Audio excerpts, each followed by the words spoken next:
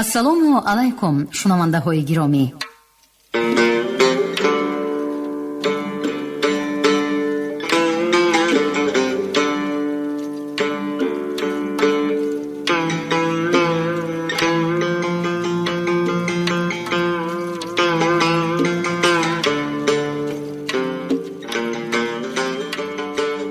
ба таваҷҷӯҳи шумо идомаи силсила гуфтори хонишҳои бадеӣ аз рӯи рамани сегонаи нависандаи халқии Тоҷикистон Ҷалол Икромӣ, духтари Оташ, 12 дарвозаи Бухоро ва тахти Вожгон. шунавандагони арҷманд, акнун ба қироати қисми дуюми рамани сегонаи Ҷалол Икромӣ 12 дарвозаи Бухоро оғоз менамоем. ҳоло гуфтори 38-умро аз рӯи ин раман бишнавед. ровӣ Ализода Абдурашид Хуҷамқул. қисми 16.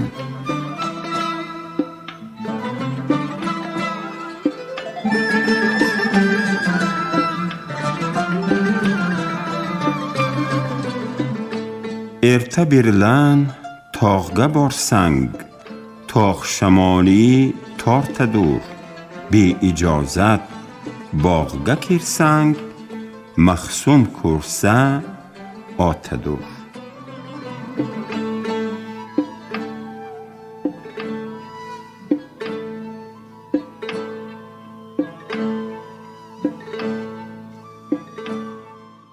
اما خیریت که به طالع آنها آن روز در دم دروازه آرزو قولی نوبتداری می کردند و آنها پسری سید پهلوان میرک را خوب می شناختند.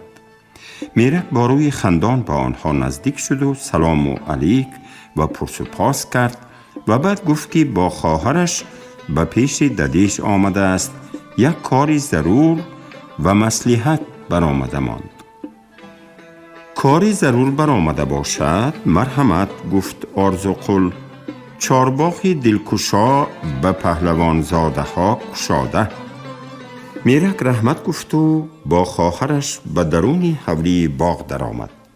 در آن حولی کلان خانه و مهمان خانه های بسیاری بود، لیکن میرک می دانست که جای پدرش تهخانه زیری صوفه است. وی راست به تهخانه رفت که سید پهلوان به آشپز برنج برکشیده می داد.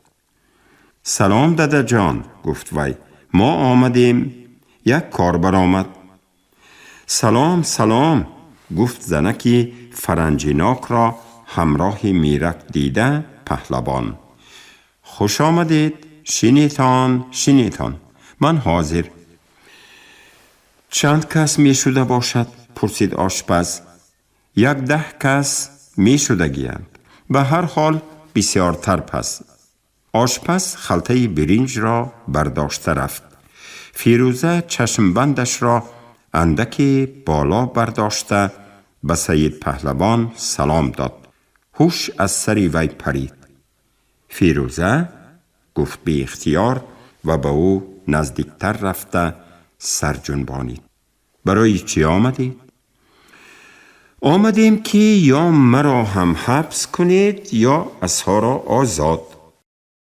سید پهلوان با بهانه به تشنوی روی حولی خالی کردن شمه چاینک بیرون برآمد و به 4 طرف نگاه کرده خاطر جمع شد و به تهخانه در آمد و گفت: چند روز باز سیرکار شده مانده به شهر فرامده نتوانستم، لیکن از عصا یک دم بی پروا شدگیم نی. من نغز می دانم که به وی هیچ چیز نمی شود. مخصوم به کلان خودش وعده داد که او را جواب می دهد، لیکن خودم می دانم که تا به همین روز مخصوم هم آسوده شدگیش نی. گاه به وابکن، گاه به زندانی می رفت. از طرف دیگر جنجالی جبار قرباشی، سری خودش گرنگ. من هم وقت یافته به خاطرش آوردن نتوانستم که عصا را آزاد کردنش لازم. خیر، خود عصا چطور؟ در کجا؟ عصا در حولیچه در خانه علاهیده با یک جوانی زیر آبادی نشسته است. از هر جهت تینج، لیکن آزاد نی. از خوراکش همیشه خودم خبردار. غم و غصه می خوردگی است، خراب و ادا شدگی است.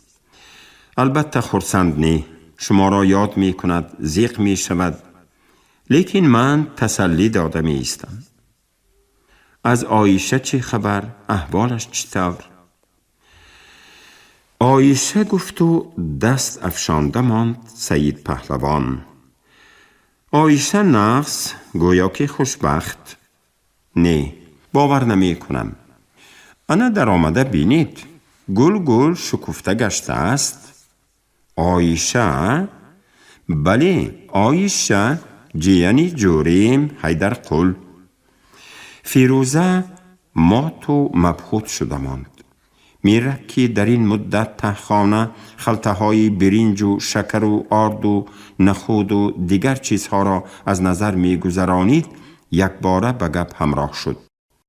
خاله جان، گفت وی، اگر خواهید من شما را به حولی درون به پیشی عایشه خاریم هم برده می توانم. تو بسیار کارها می کنی اگر به اختیارت مانند، گفت تنبیه کرده پدرش. من هیچ کار نکردیم که، گفت مایوس شده میرک. ناپرسیده به اینجا آمدنت چی؟ به این من گناهکار، گفت در حال فیروزه. به حال و جانی وی نمانده من گرفته آوردم. ها گفتگی برین، میرک از مکتب قهر کرده رفته است. چه؟ کس از مکتب قهر هم می کند می؟ ها، مدیرش یک شطرانی زده دماغش را سوزانده است.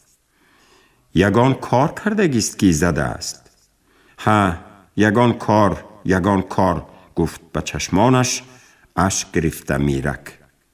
فقط یگان کار. نه، حق به جانب میرک دادیش، گفت فیروزه. من به حولی درون در آمده از حال عایشه خبر گیرم. خیر، تو خفه نشده واقعی در مکتب شدگی را گفتتی. میرک گپ نزد. وی با آنها پشت خود را برگردانیده به بالای خلطه جو می نشست. اگر به حولی درون می رفته باشید احتیاط کنید، گفت سید پهلوان. مبادا مخصوم دیده ماند نغز نی. لعنتی دیواری نمکش، خفه کرده ماندنش ممکن. خوب، گفت فیروزه و سراغ راهروی حولی درون را کرده از جا برخاسته و از تهخانه برآمد. در روی حولی بیرون هیچ کس به وی دچار نشد. از راهروی تاریک گذشت و به حولی درون در آمده بود که در پیش دری آشخانه بی رجب را دید که در یک کارسان طبق ماش تازه کرده ایستاده است. السلام، گفت فرنجی خود را از سر گرفته فیروزه. بی رجب کارسان طبق در دست حیران شده ماند و در ثانیه اول حتی گپ زده نتوانست، ولی زود خودداری کرده السلام گفت. من خوابم یا بیدار فیروزه جان؟ وی طبق را بروی صوفه آشخانه پرتافت و تاخته آمده با فیروزه واخوردی کرد. کدام شمال پران؟ این چه روزی نیک بوده است. هرچی صحت سلامت هستید، آی ملا صحت می، مرحمت به خانه، عایشه جان در خانه درس دخته ایستاده. چند روز باز گوشم می خورد که از ماش کیچیری پزید، هوسم رفته است گفته. خیر، گفتم میلش، هر روز آشی پلو به دل خودم هم زد. اکنون ماش تازه کرده ایستاده بودم که ابروی چپم پریدن گرفت. خدایا خداوندا، از کجا خرسندی به من روی می داده باشد. گفته بودم که شما در آمدید. کنی به خانه مرحمت. عایشه جان، مهمان آمد. عایشه در دمی دری دهلیز آنها را پیشواز گرفت. کرته خان اطلسی مرغلانی به تن، کله‌پوشی زردوزی 8 قبه به سر، یک شاخه مانده شدگی، موها میده بافته شدگی، در گوش حلقه های پاچکدار الماسکاری، در انگشت ها انگشترین های قطار، خندان و شکوفان و سرخ و سفید.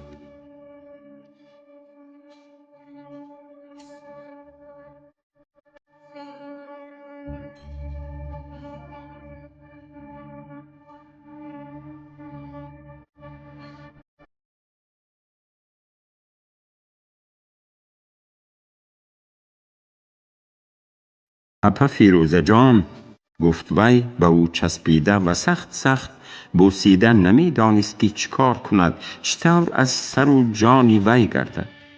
هرچی می آمدید دیگه ماها را پسند کرده. من گمان کرده بودم که همه از ما رو گرداندگی. خدا به شکر.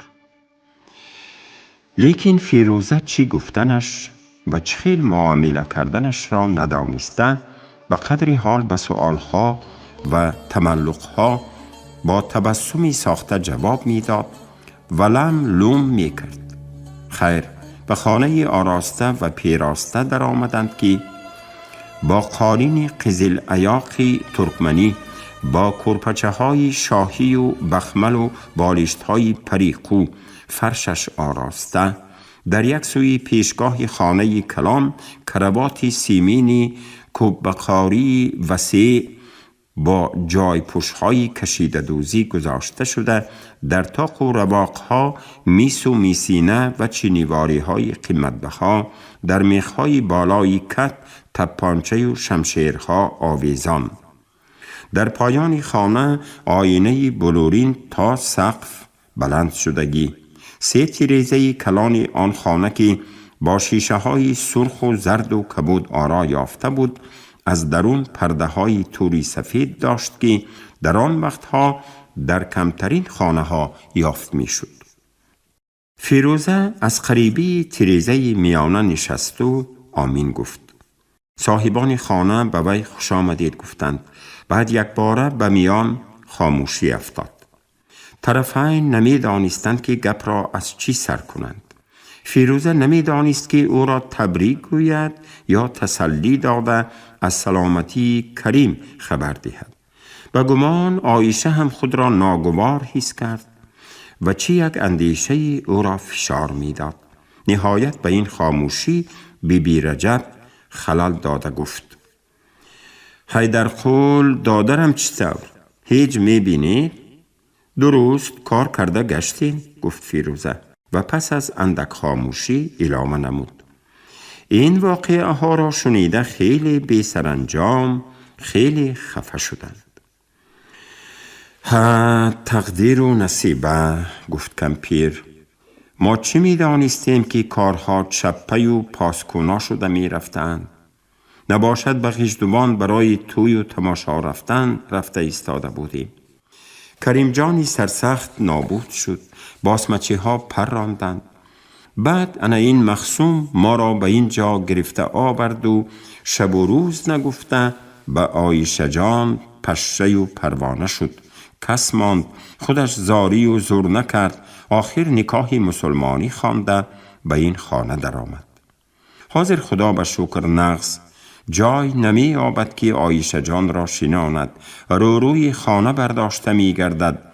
مردکی کپ کلان خودی بچه بر این عاشق شدگی. عایشه جان مور گوید می مورد، زی گوید می زید. عایشه جان چی؟ طاقت نکرده پرسید فیروزه. عایشه جان هم آخر آدم دیگر جوان، لطف و مرحمت که دیدن گرفت. این هم چی کار کنم اپا جان؟ گفت عایشه هم به گپ همراه شده. تقدیر و نصیبه همین بوده است. خدا به من کریم جان را عیب ندیده بوده است. انا مخصوم شد. اکنون چشمم که بروی این کشاده شد، دلم هم رام گشت. البته هر وقت دعا خوانده به ارواح کریم جان شهید فاتحه می خوانم. بچه بیچاره جوانی مرگ شد. الهی جایش جنت باشد. فیروزه دانست که مخصوم اینها را فریب داده، کریم را مرده گفته خبر داده است. و پس به مقصدش نائل گردیده تا یک درجه دل دختر را هم به دست گرفته است. بنابراین نخواست که در حال درباره زنده بودن کریم خبر داده حالت مادر و دختر را تغییر دهد. مخصوم عشق و محبت را می داند می؟ خستن پرسید وی. گفتید و ماندید، گفت عایشه. به گمانم هیچ مرد مثل اسد مخصوم عاشق شده نمی تواند و اگر عاشق شود هم این طور شیدا نمی شود. اولها من هیچ نمی خواستم که رویش را بینم. از تخم و طبقه مرد بیزار شده بودم. همیشه در پیش نظرم کریم جان بود. لیکن آهسته آهسته این مخصوم چنان کرد که من همه را فراموش کردم. براستی که به من مردنیوار دل بسته بوده است و همین مهر و محبتی وی به من هم گذشت، مرا هم دیوانه کرد. من میدانم که مردک جنگاور خونخوار از قمچینش خون می چکد. همه از وی می ترسند، گفت بی رجب. لیکن عایشه به ماندن به تمام آدمی دیگر، چنان مهربان، چنان دلجو، چنان شیرین زبان، چنان نازبردار که هیچ ماندن گیرید. بیدرک نگفتند که به گپی خوش مار را هم رام کردن ممکن. انا این مردک همین خیل کرد. به هر حال دادرم از ما رنجیدگیست. من میدانم که در بینشان درست سازیش نی، لیکن رفت و خدا کرده همین عایشه جان باعث شود و این دو دشمن با همدیگر آشتی شود. نه، هیچ وقت آشتی نمی شوند، گفت فیروزه. اکنون دامادی شما کو؟ خیر، به شما معقول شده است اله قوشپیر و ایالمند شوند، لیکن دامادتان بسیار کارها کرد و کرده ایستاده است که انصاف و مروت آن طرف ایستد، از روی آدمگری نی. چیکار کرده است؟ ناراضیانه پرسید عایشه. خردترین کارش همین که اساجانی مرا 1 هفته باز آورده حبس کرده مانده است. اساجان؟ حیران شده مادر و دختر پرسیدند. بله، اساجان را، شوهری مرا، از برای شما. از برای من؟ باز حیران شده عایشه پرسید. بله، از برای شما، گفت فیروزه. چون که عصا پس از تیر خورده به بالای راه افتاده ماندنی کریم جان او را برداشته به بخارا آورد و به کسلخانه گذاشته صحت کنند. چی؟ گفت رنگ عایشه سفید کند. کریم جان زنده؟ وای خدایی، گفت کمپیر. کریم جان زنده می؟ حاضر در کجا؟ حاضر وی دور رفتگی. سردارش برای درست صحت شده آمدنش نمیدانم به کجای فرستادند. عایشه طاقت کرده نتوانسته یک باره گریه کرده سر داد. وای کریم جان، وای کریم جان، می گفت وی و به زانوی خود می زد. اکنون فایده ندارد، گفت فیروزه. در حقیقت تقدیر و نصیبتان نبوده است. با فریب و مکر باشد هم مخصوم شوهری تو شده گرفت، به تقدیرت تن دادی، اکنون گشتن میگیری. لیکن مخصوم جانی تو برای کریم شده عصا را حبس کرده مانده است. اکنون اگر روی و خاطر می کنم گویی، قدر شناسی می کنم گویی، امشب در وقت آمدن شوهرت گویی که عصا را سر داده ماند. کریم در این جاها نیست و به شما کاردار نمی شود. زمانه ها نو شد، اکنون دل زینب. ها، آفرین، گفته از در دهلیز خودی مخصوم در آمد. هر 3 زن که به درد دلگویی غرق شده مانده بودند، از آمده به دهلیز در آمدن وی بی خبر یک باره آوازش را در خانه شنیده، یک قد از جایشان پریده رفتند.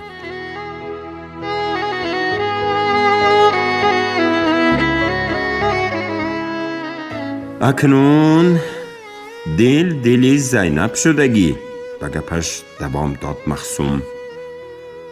سلام فیروزه جان، خوش آمدید. هر قدم ماندید بالای دیده. من خودم شما را دیده به گناههایم اعتراف نموده عذر خواستنی بودم. به راستی که این آدمهای من، این معاوین اگر سله بیار گویید رفته کله گرفته می بیارن. چند روز این طرف از سیرکاری خبر ندارم که در اینجا بودگی ها چی شدند و چی ماندند. حاضر آمدن شما را فهمیده دانستم که لعنتی ها عصا را هنوز هم جواب ندادند. خیر، باکی نه، عصا در اینجا حبس نبود، مهمان بود. فیروزه اول چیزی گفتن نتوانست. بغض و کینه و عداوت نسبت به این مردی دورویه، جلاد و بیرحم گلوی او را فشرده گرفته بود. بعد اندکی خودداری کرد و سر برداشته گفت: من برای عصا نه، به مبارکبادی آمده بودم. ها، گفته مخصوم به خاطر مادر عروسش از جانیم خیز شد، زیرا که کمپیر برای دسترخوان گرفتن برخواسته به دهلیز می برآمد.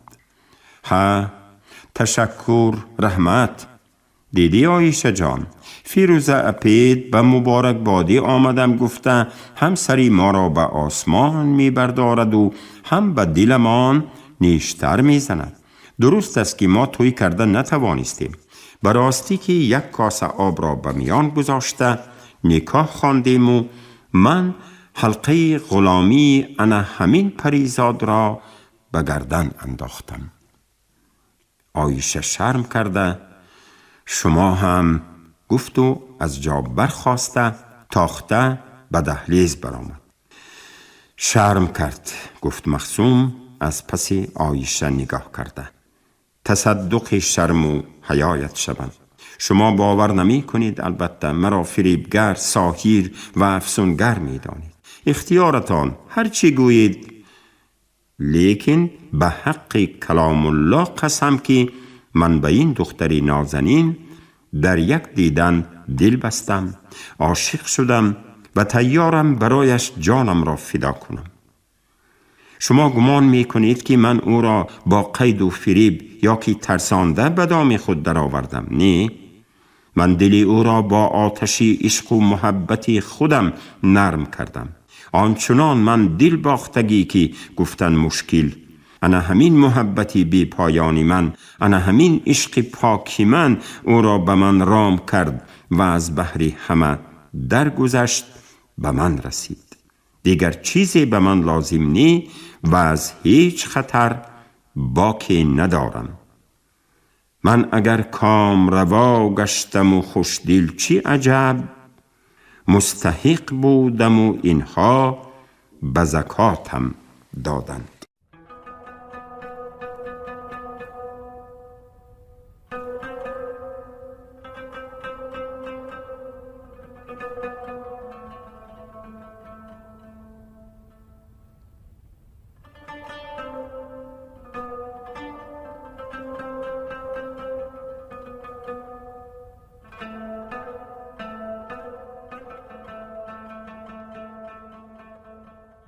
فیروزه در حقیقت حیران شده ماند و به این سخنانی مخصوم باور کرد و دانست که او هیچ نباشد حاضر در گفتنی همین سخنها صمیمی است و در حقیقت به عایشه عاشق گشته است. عاشق شدن و در حقیقت دل باختن مخصوم الحق حیرت آور است، خصوصا برای فیروزه که او را نقص می دانست. کریم دعوا کند، حیدرقل داد زند، مردم هرچی گویند اختیارشان، گفت به گپش دوام داد مخصوم. شما نقص گفتید که حالا زمانه آزادی، زمانه دلخواهی رسید. دل زینب است.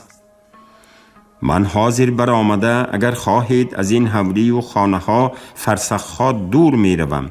و شما خوب تأکید کرده از خودش پرسید کنی چی می گوید؟ اگر گوید که من او را زورن گرفتم، دلی وی نبود، من می دانم، من فهمیده گرفتم، گفت فیروزه. جای شبهه نماند که همه سحر و افسون را در این بین عشق و محبت بازیده است. خیر، مادامی که خود عایشه می خواهد هیچ کس کاری ندارد. کریم جان هم به خودش مناسبش را یافته می گیرد، بی زن نمی ماند. ها، آفرین، گفت مخصوم.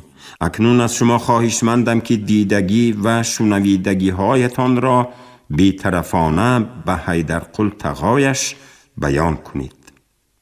کاش که کدورت از میان برداشته می شد، گفتمان بی بی رجب که از دهلیز دسترخوان را گرفته می آورد. کاش که، گفتمان فیروزه هم، ولی در دلش باوری داشت که هزارها عایشه ها کدورتی بین مخصوم و حیدرقل را برطرف کرده نمی توانند.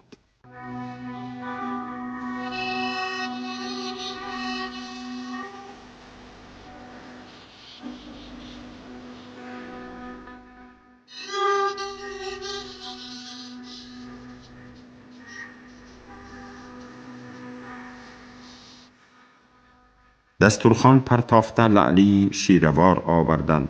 مخصوم یک پیاله چای خورده از جا برخاست. شما گپ زده شنیدان، من ثانی تر می درایم، گفت و برآمده بیرون رفت.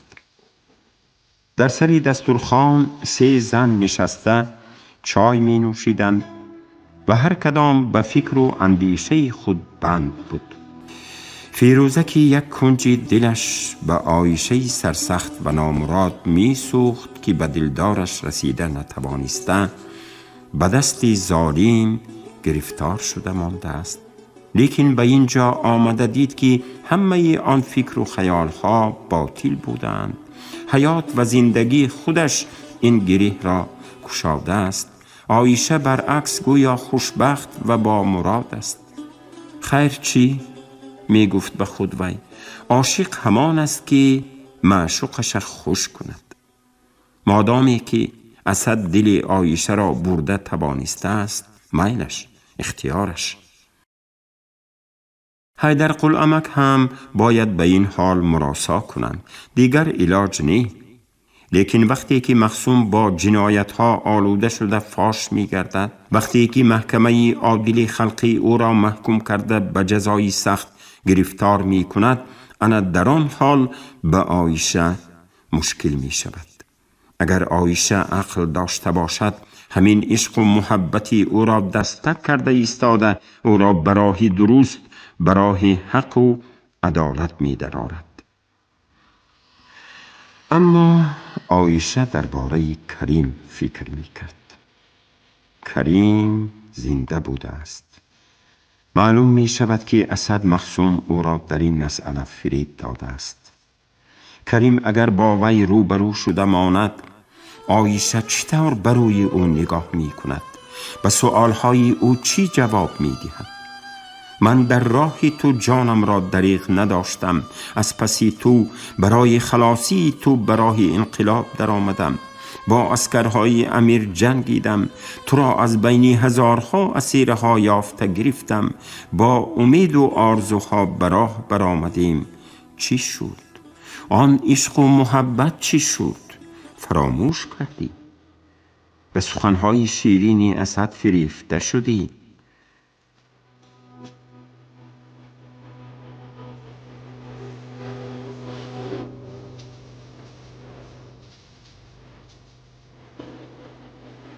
шунавандаҳои азиз, шумо гуфтори 38-ро аз рӯи рамани 12 дарвозаи бухорои нависандаи халқии тоҷикистон ҷалол икромӣ дар қироати ализода абдурашид хоҷамқул шунидед.